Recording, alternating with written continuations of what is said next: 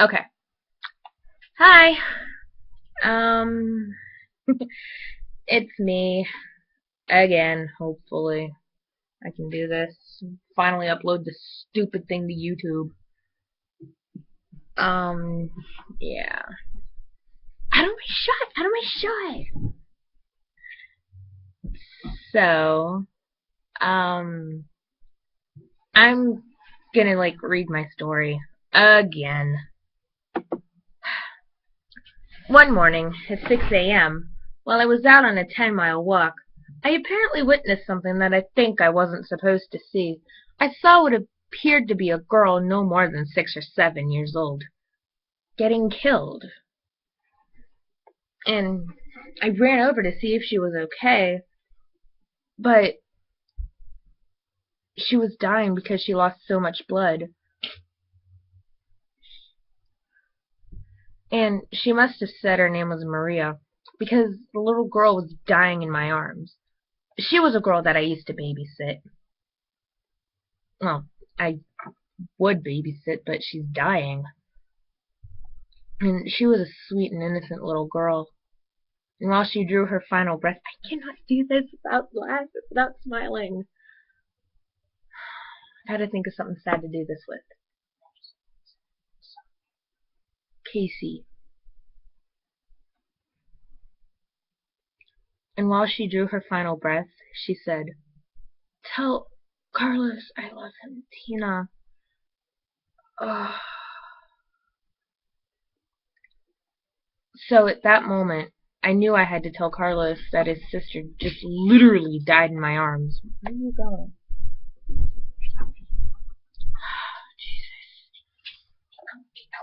So, before I could do anything, I had to give her a proper burial before I, told Carlos. So, I gave her one way I thought she would have liked. When I finished, I started... Hey, can you do sound effects for me? See, because... Hey, can you do, a concerned Carlos? See, because, right here, I need him to say, "Hey, what's wrong?" That's all I need him to say, but not now. When I finished, I started bawling, and I must have been crying for a good half an hour. Hey. Not yet! I said bawling, Oh, sorry. Sorry. Let me go off camera. Sorry, my boo-boo. Let me go off camera and do this!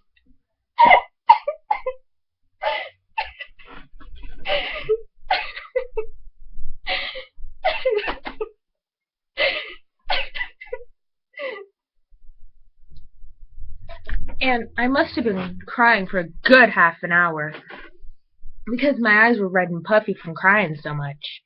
And I walked up to Carlos's place, but before I came to the door, I fixed the redness and puffiness around my eyes. But before I knocked at the door and gathered my thoughts, found myself bawling again. This time you do the bawling since you're off camera. No, I did it. Let me do it.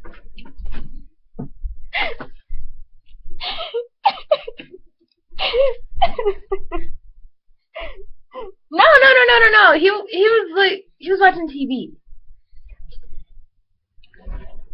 After I stopped bawling, and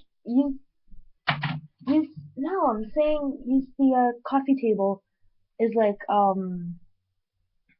door. After I stopped bawling, I knocked at the door, and Carlos answered the door. Hello.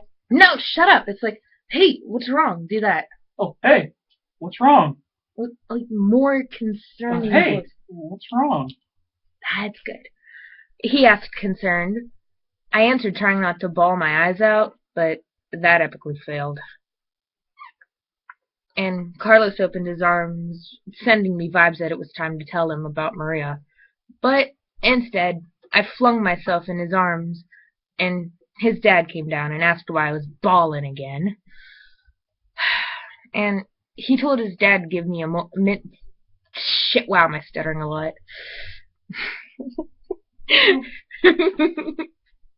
I'm sorry. I'm sorry. A minute to gather my thoughts. I had to improv there. And, of course, I did. So, while I told Carlos, I passed out. And he picked me up bridal style and took me up to his room. When I came to, there was a cool, wet cloth on my forehead. I must have been out for at least a good 5 hours. And Carlos told me that it was like 12 in the afternoon. I then remembered something my mom told me to do. She wanted me to get groceries. So, I told Carlos that I had to run errands for my mom. Hey, can you read this? And then you have to give me a look after I say, I will, don't worry. But you... Alright, be careful, okay? I will, don't worry. You have to give me a look for real. No look. Carlos, I'll be fine. Trust me, I will be okay. So, after we did this like stupid little routine that he came up with when we were little, I was on my way to the store. Fuck you, shit for brains. When I got there, my cousin Britt was at the store doing shopping for her mom. When we got home, my mother was crowding me when she knew I didn't like being crowded. Mom, I love you, but, I don't like being crowded like that, I said, hugging her anyway. Sorry, dear. And by the way, Carlos told me that you passed out while telling him something about, like, his sister being killed by these people. Did they hurt you, dear? Britt says, Aunt Pamela, she's fine. Hungry, but fine. All right, Britt, if you say so. That afternoon, Britt and I went upstairs and did some inside work on this Crystal Lake killer, who, basically doing this in a nutshell, who, of course, drowned because the dumbass counselors weren't watching him, like the idiots they are. Yeah. I'm not gonna say that. Shh. Shut up. Britt and I heard my mom on the phone, and I put it on speaker, and we were eavesdropping. Britt and I heard our names being mentioned, and wondered. So we were texting each other. My text to Britt was, why the hell were our names mentioned? Question face. Her text to me was, IDFK, really, I don't know at all. Hey, can you do Freddy? Shut up, Richard. So, after that, all that happy shit and stuff, Freddy, like the idiot that he is, was at my window. Shh. And Samara was in my room, and she looked at me and said, you want me to take care of this clown for you? Yeah, have fun. So, Freddy literally got his ass handed to him. Hey! How about that? My ass on a silver platter. Riding all over again. He said, and Britt and I were laughing our asses off. So, about a week later, I had the whole fucking house to myself. Because my mom, cousin, aunt, our friend Samara, and uncle, who, like an idiot, doesn't like being called uncle, were out of town. Okay, I thought to myself, hey, can you do a loud pounding, like, on there? Like, not yet, not yet, not yet. What do I do since I got the whole place to myself? I said, ooh, I know what I can do! My thoughts were interrupted by a loud pounding at the door. I'm coming, jeez. You were supposed to do it with that hand.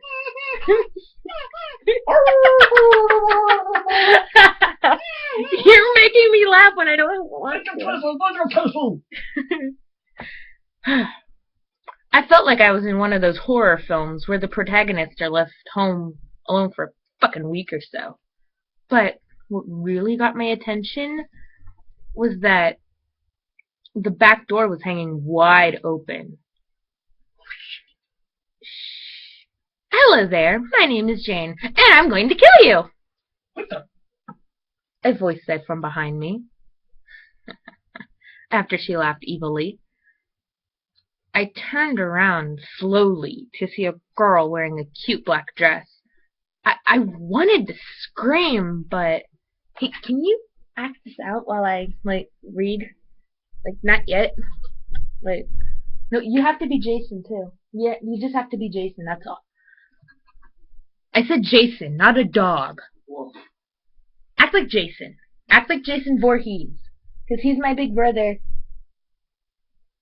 Oh my god, you look just like him when you did that.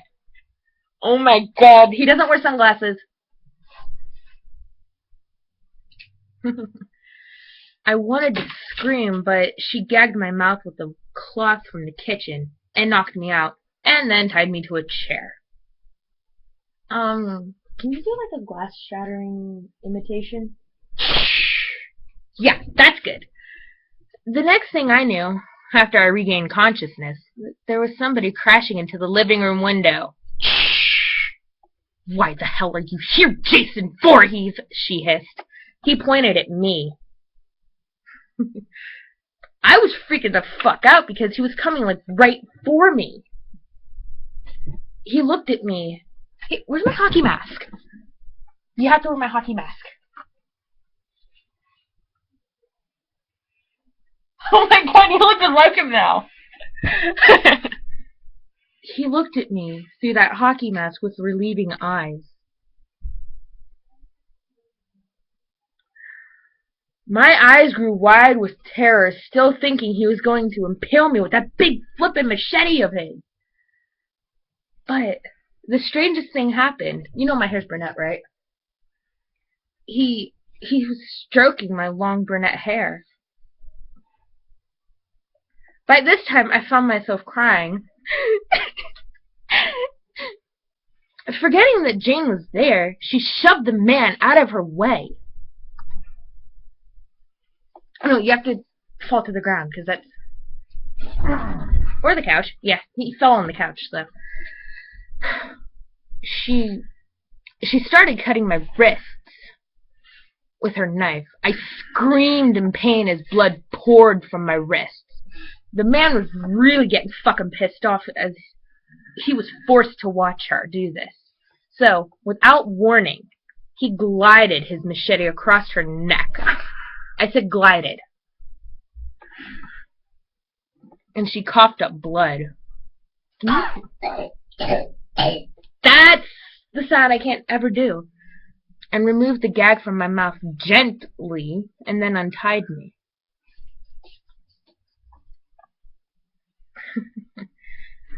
You know, Carlos saw the whole thing. I was unconscious by the time he came in to see if I was okay. He told the man that he was my best friend. Well, I was unconscious, so I couldn't hear you talk, so... He told the man that he was my best friend. He allowed Carlos near me. Dee, go ahead. You can...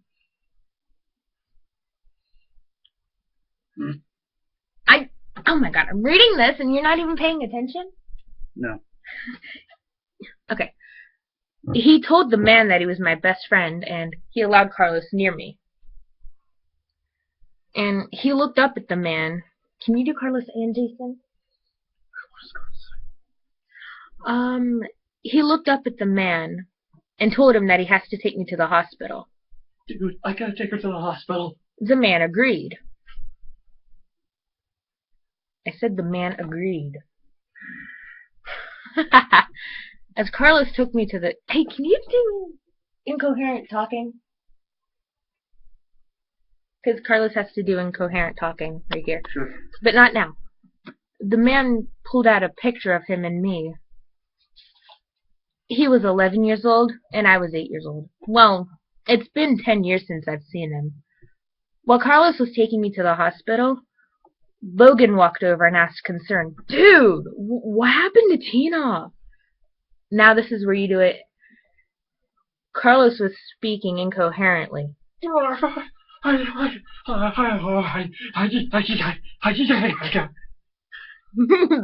how I expect him to do it. And James walked over, like the jackass that he is, and socked Carlos's shoulder. No, socked it like like an idiot. Don't do it to me.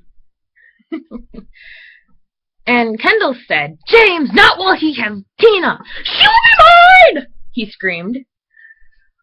By the time Carlos got me there, I lost a shitload of blood. Logan looked at James and said, now is not the time for that, James!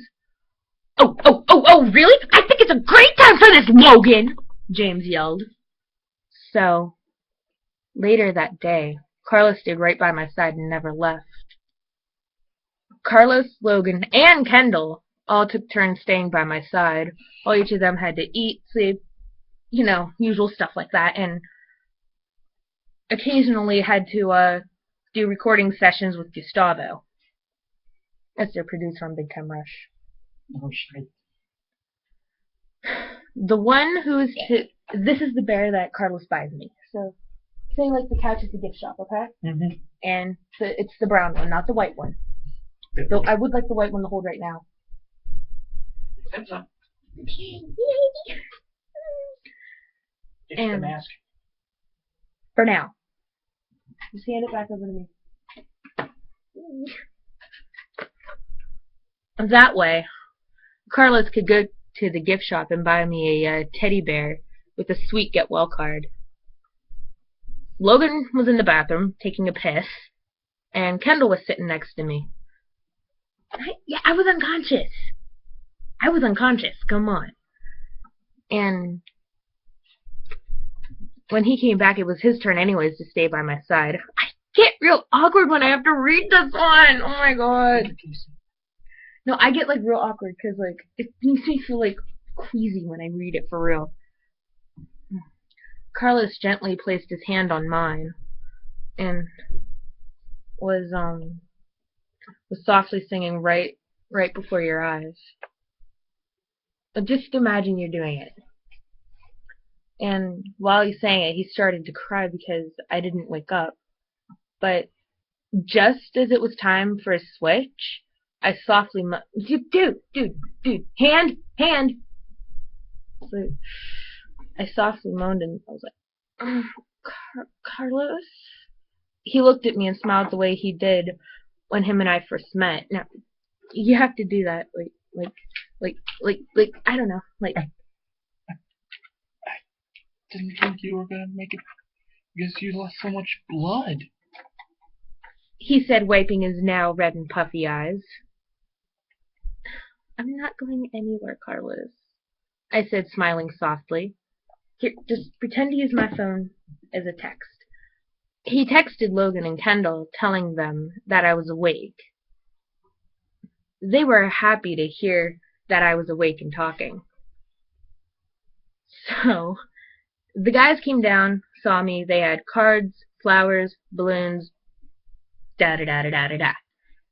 So, afterwards, Carlos asked Logan and Kendall if they could leave us alone for a few minutes. They did. As they were leaving, now this is where you give me the bear. Carlos saw the bear he bought me earlier that week and placed her by my side. Did you buy... Wait, that's my line! Sorry.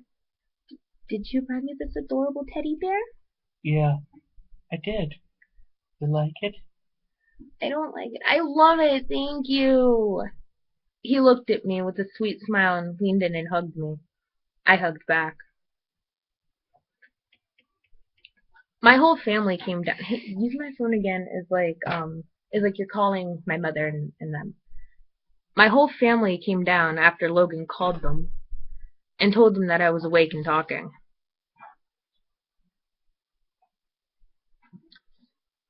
Now this is where you guys get off.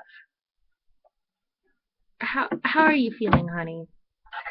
A little tired, but that's to be expected.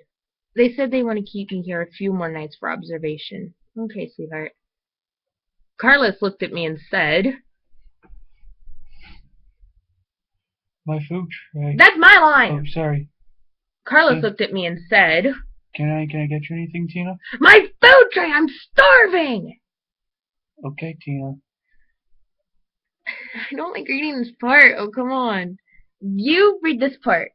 When Logan and Kendall left the room, the doctor came in and Carlos asked him if he could hold Tina because You have to read it as me. hold me because I was asking to be held and the doctor allowed it. Okay, I'll read this from now on. So, he picked me up carefully. Meanwhile, outside the door, the guys were watching us. Can you do a pissed off James? It's a pissed off James. Like, why the hell would she let him hold her like that? Why the hell would he let her hold her like that? James said, James asked, pissed. Now you have to do Kendall too.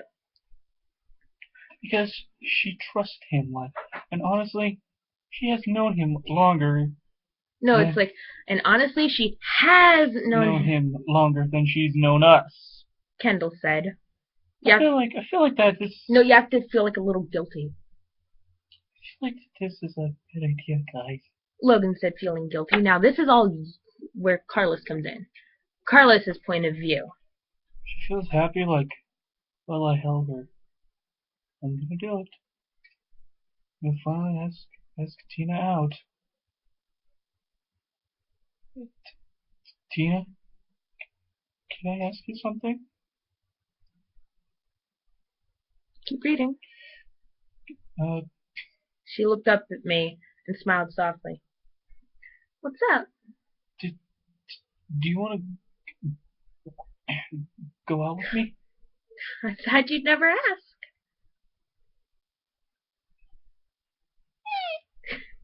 Now this is like back to me. I looked out the door and told the guys they were allowed back in the room. The guys came in, and at that same moment, now this is where you have to be Jason and Carlos. The guys came in, and at that same moment, the guy from my house came in. And yet, James was still fucking pissed at Carlos. The man looked at Carlos and got a little bit pissed, but then instantly remembered that he was my best friend. But what the man didn't know is that Carlos just became my boyfriend. He asked Carlos if he was still my friend or more than a friend. To Carlos, like, squeaking. It's like, Carlos squeaked. He was about to kill Carlos, but I told them to stop. Stop it! You guys are acting like toddlers. You guys need to stop it. Yeah. Shh, I'm reading. I'm reading! Be quiet! Not both of them. Yeah. Oh my god. It's only 1:30 now. Grandma. Grandma, how would you know my time schedule? Come on. For some reason, the man listened. I looked up at him with a puzzled look.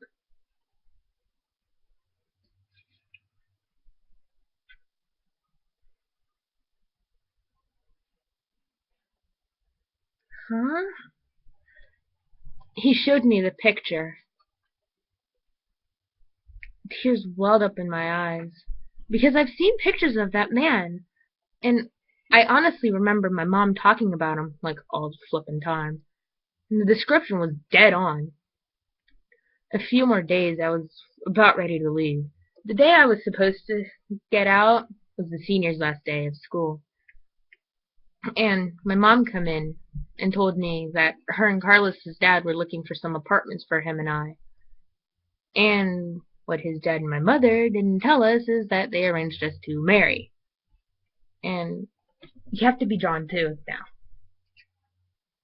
Carlos's dad. It's like, how are you feeling? How are you feeling? Okay, I guess. I just want the fuck out of here. And also, I can't wait to see all my friends, though. Later that day, I got out. I told my mom that I'll be going over to my cousin Ronman's house. But okay, just be careful. I worry about you, honey. Mom said, hugging me. That same day, I went over to his house, and he was surprised to see me. The next morning, I got up, got dressed, lined my ocean blue eyes with eyeliner, and walked downstairs. You have to be Jason here, too. Sweetheart, where are you going? Mother, I'm on my way over to see Carlos. Why? Before you leave, there is a surprise. Jason sits on in the couch, middle seat. Before you go, there is a surprise for you in the living room. What is it? Go in there and find out, she said with a smile. I went into the living room and saw the same man from the hospital. Okay, this is fucking creeping me out, I thought to myself. Then again, it was my birthday. Mother? Is that my big brother? Mother came over and put her hands on my shoulders and said softly, Yeah, he is, honey. He looked at me with that same look he gave me the day that the girl died, when he glided his machete across her neck. So what do you think? No, for real, for real, for real. Take off the mask. Take off my mask. What do you think? I love it. Awesome! Now, time for the outro. Yeah, you are better with outros than I am.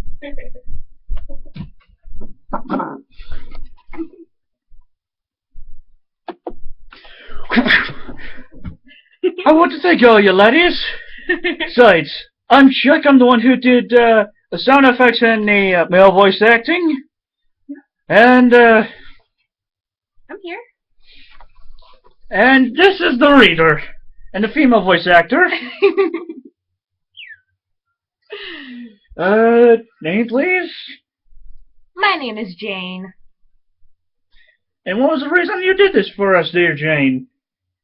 I was just bored, so. So it was just. I just want to see if I'm as good as a narrator as Secret. Secret. I love your videos, and when are you making part 2 of the Jason Voorhees mask? Because I've been dying to see that. Yeah.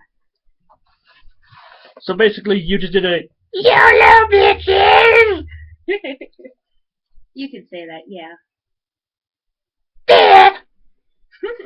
down low. Up high.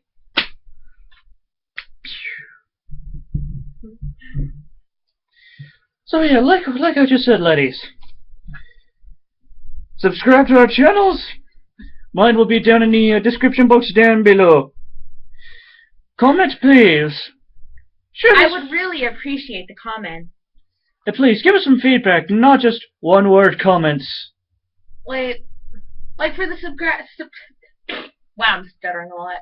For the subscribers, I'm one of them to Secret. Like, I love good comments from, like, as good as comments you give to Secret. And honestly, people, please, just give us good quality feedback. As Jacksepticeye would say, I'll see you in the next video! You know, Markiplier also says that, too. No. But Jacksepticeye goes high-pitched. Ah.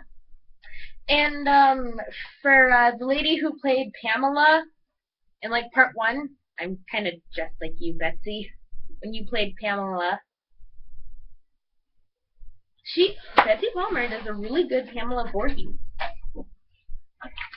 So like I said, ladies, take care now. Bye-bye then. Just make sure to subscribe to Charles Meeker II and Jane. And give us good quality feedback, my ladies. Take care now. Bye-bye then.